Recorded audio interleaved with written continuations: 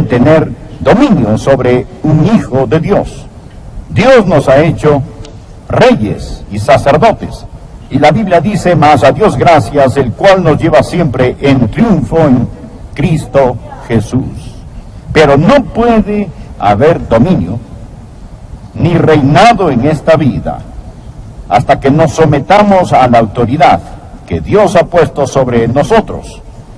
Y esta se resume en estas palabras: Jesús es Señor. Amén. Jesús es Señor. La autoridad del reino nunca se otorga a los rebeldes. Y si se rebela contra el rey, nunca conocerá la autoridad del rey en su vida. Por favor, leamos Romanos capítulo 14, empezando con el versículo 7. Porque ninguno de nosotros vive para sí, y ninguno muere para sí. Esto quiere decir que no somos independientes o autónomos. Ninguno muere para sí mismos. Pues si vivimos, para el Señor vivimos, y si morimos, para el Señor morimos. Así pues, sea que vivamos o que muramos, del Señor somos, porque Cristo para esto murió y resucitó, y volvió a vivir, para ser Señor, así de los muertos como de los que viven. Pero tú, ¿por qué juzgas a tu hermano? O tú también, ¿por qué menosprecias a tu hermano?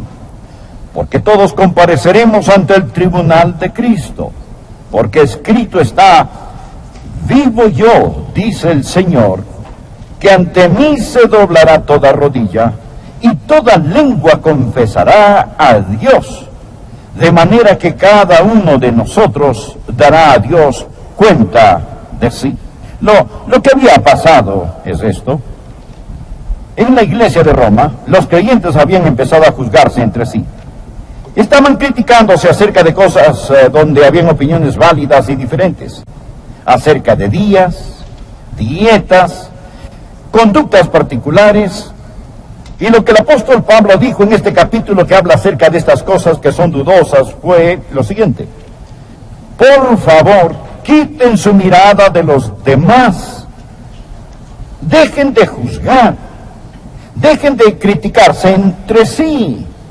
No es su opinión acerca de ellos la que cuenta, ni lo que ellos piensan de usted lo que cuenta. Recuerde esto: usted pertenece a Jesús. Él es Señor.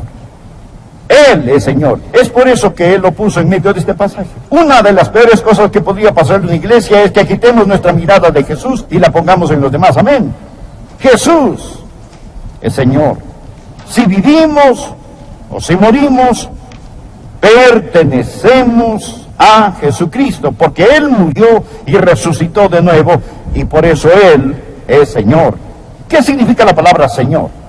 La palabra Señor significa el que tiene el poder absoluto, la autoridad absoluta, el que es dueño, amo, y ese es el Señor Jesucristo. Permítame decir esto: la verdad fundamental del Nuevo Testamento es que Jesucristo es Señor. Entender eso es la clave fundamental para conocer y ejercer la autoridad del reino. A Jesucristo se le llama Señor nada menos que 747 veces en el Nuevo Testamento. Usted dirá: Pastor Rogers, si eso es verdad, creo que lo haré Señor. Es demasiado tarde para eso. Él ya es Señor. Hechos capítulo 2, versículo 36. Sepa pues ciertísimamente toda la casa de Israel que a este Jesús, a quien vosotros crucificasteis, Dios le ha hecho Señor y Cristo. Usted no puede hacerlo Señor. Lo único que usted puede decidir hoy es: primero, reconocería su señorío, y dos, se postrará ante Él. ¿No es cierto? Él ya es Señor. Permítame hacer dos preguntas. La primera pregunta: ¿cree que Jesucristo es Señor? La segunda pregunta: ¿se ha entregado usted al señorío de Jesucristo? ¿Es Él Señor de todo lo que usted tiene? y de todo lo que hace. Es el Señor de sus pensamientos, es el Señor de su lengua, es el Señor de su temperamento, es el Señor de su tiempo, es el Señor de su testimonio, es el Señor. Ahora deseo que pensemos en tres cosas. En primer lugar, quiero que usted piense acerca de la demanda redentora de su señorío. Anótelo, la demanda redentora de su señorío. ¿Cómo afirma que es el Señor? Porque Él murió por nosotros. Mire el versículo 9. Porque Cristo para esto murió y resucitó y volvió a vivir, para ser Señor así de los muertos como de los que viven. Jesús murió para reclamarnos como Señor. Cuando Él murió por nosotros, estaba redimiéndonos, comprándonos. ¿Por qué es Él Señor? Versículo 9 dice, porque Él murió por nosotros. El sangriento Calvario dice que Él es Señor. Él lo ha comprado. Usted no se pertenece. Él lo redimió con la plata de sus lágrimas y el oro de su sangre. Permita que esta verdad entre en su corazón. Jesucristo lo compró a usted. Lo redimió a usted con su sangre.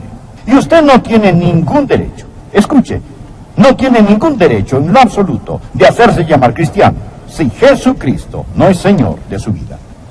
Ningún derecho. Verá, usted se salva al creer que el Señor Jesucristo es Señor y entregarse a ese señorío.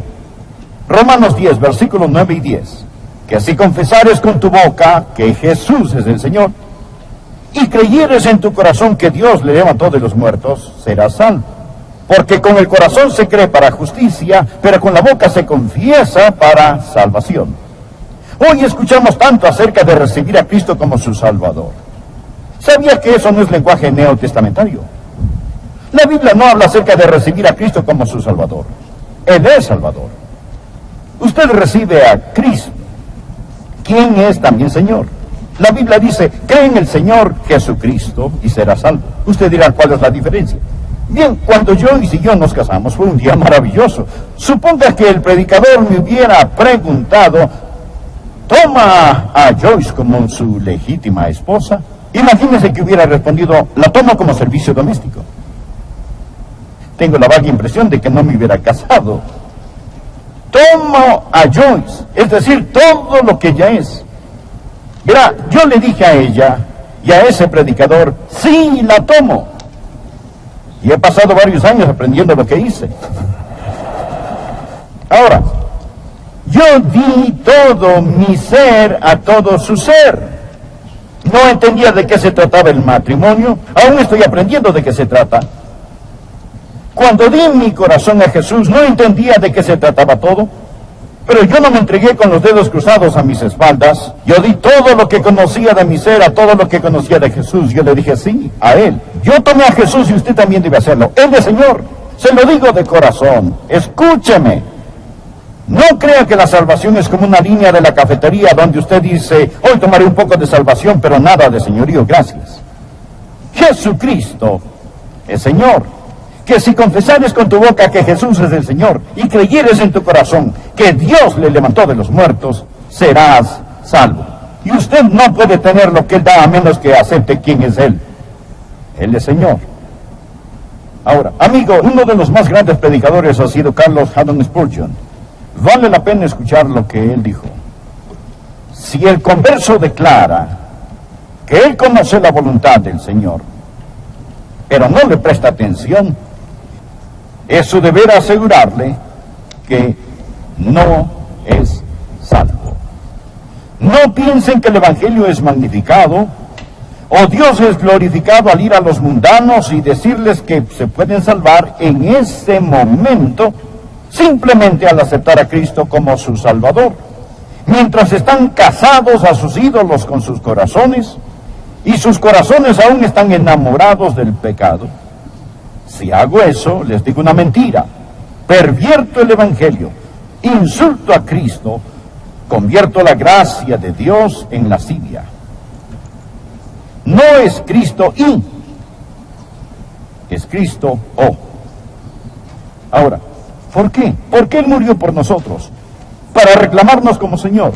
existe la demanda redentora de su señorío. El segundo punto que quiero que usted note, no solo la demanda redentora de su señorío, sino la resurrección conquistadora de su señorío. Regrese a nuestro texto, mire el versículo 9. Porque Cristo para esto murió. Él murió para reclamarnos como Señor y resucitó. Resucitó para controlarnos como Señor. Existe la demanda redentora y la resurrección conquistadora de su señorío.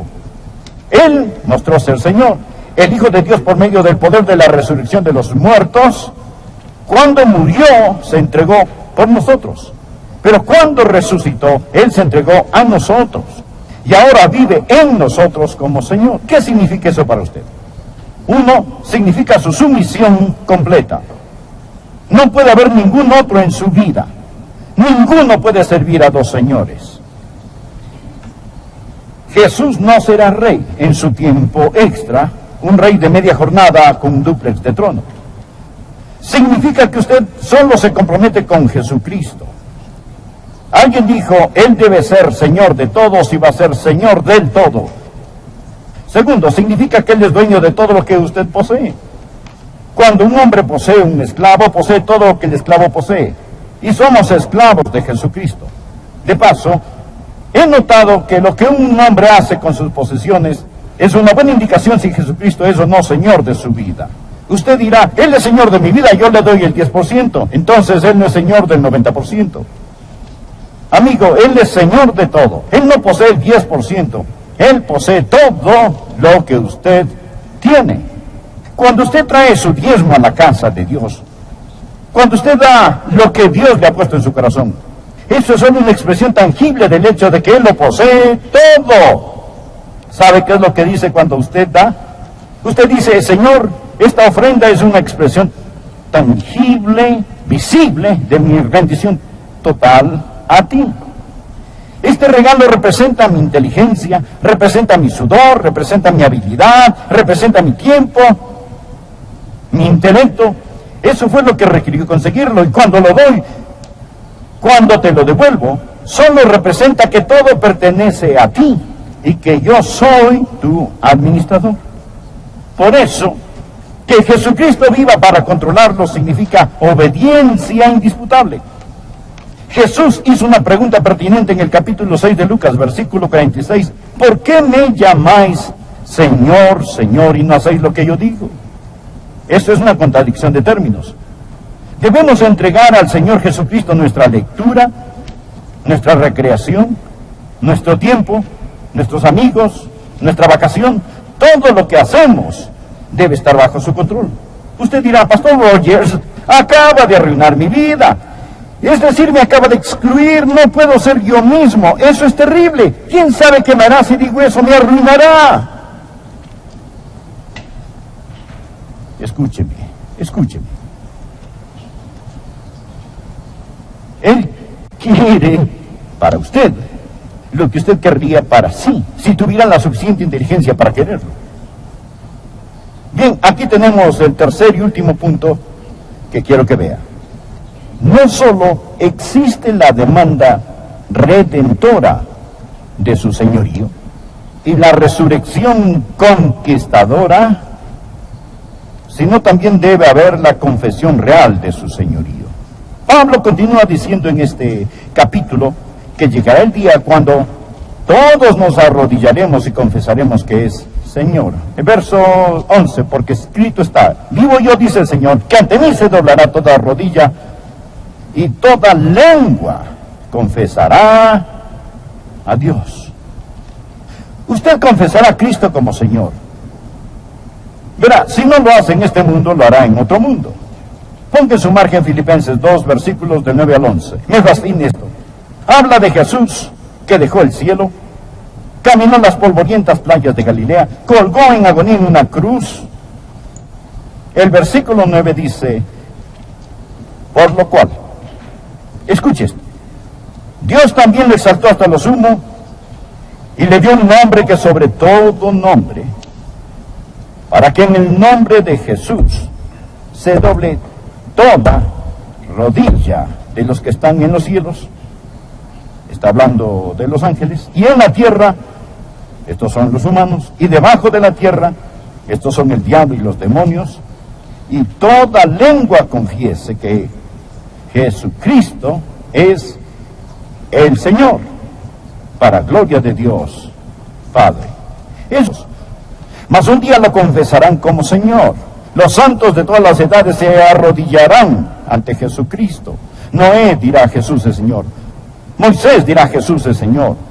Abraham dirá: Jesús es Señor. Isaac dirá: Jesús es Señor. Jacobo dirá: Jesús es Señor. Isaías, Ezequiel, Daniel, al unísono dirán: Jesús es Señor. Todos los reyes y gobernantes que hayan vivido se arrodillarán y dirán: Él es Rey de reyes y Señor de señores. Un día finalmente el mismo Satanás inclinará su cabeza y dirá: Jesucristo es el Señor. Toda lengua confiese que Jesucristo es el Señor. Pero esto es lo maravilloso. Nosotros no tenemos que esperar hasta morir para decir que Jesús es Señor. Si fueran a hacerme una operación y decirme: Adrián, te vamos a cortar la lengua, si tienes algo que decir, es mejor que lo digas ahora. Solo tienes fuerzas para decir 3 palabras antes de que te cortemos la lengua, y nunca más podrás decir otra palabra más en tu vida. Sé lo que esas 3 palabras serían: Jesús es Señor. Jesús es Señor. Si de algún modo pudiera transmitir a todo el mundo solo 3 palabras, es todo lo que puedo decir. No tendría que titubear ni pensarlo. Yo confesaría que Jesús es Señor. ¿Cuál es esta confesión? ¿Qué hace? Permítame decirle lo que confesar a Cristo como Señor hace.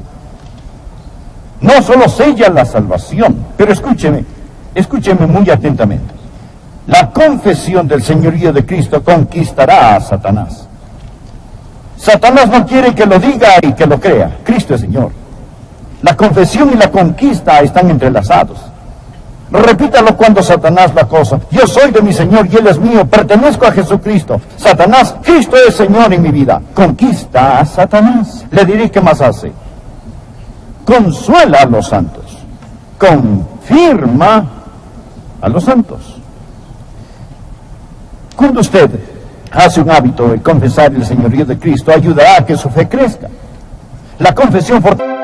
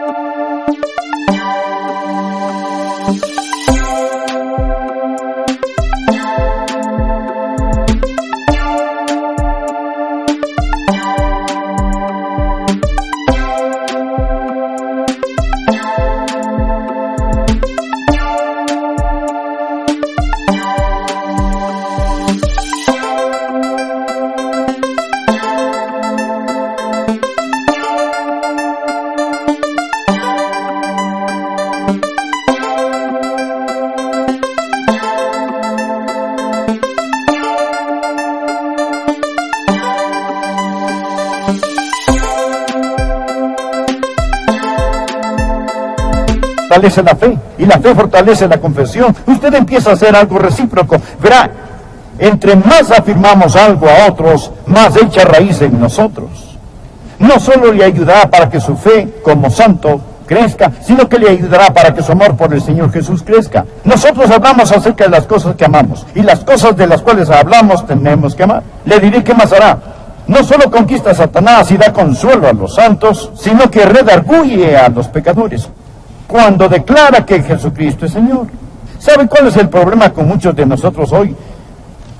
Muchos de nosotros decimos: bueno, no voy a ser un ganador de almas verbal, abierto, pero le diré que haré. Voy a vivir de tal forma que los de Cristo. Y a menos que usted les comparte el Evangelio, no se van a salvar. De hecho, si ellos ven su vida y no entienden por qué vive así, usted está aceptando alabanza bajo pretensiones falsas. Y usted recibe la gloria en lugar de darle la gloria a Él. Pero cuando usted le dice a sus amigos: Jesucristo es Señor, y Jesús es el que me transformó, y el secreto de mi vida es Jesucristo, quien vive en mí, entonces, amigos, las personas van a reconocer sus pecados. Escucha, amigos, ¿quieren la autoridad del reino?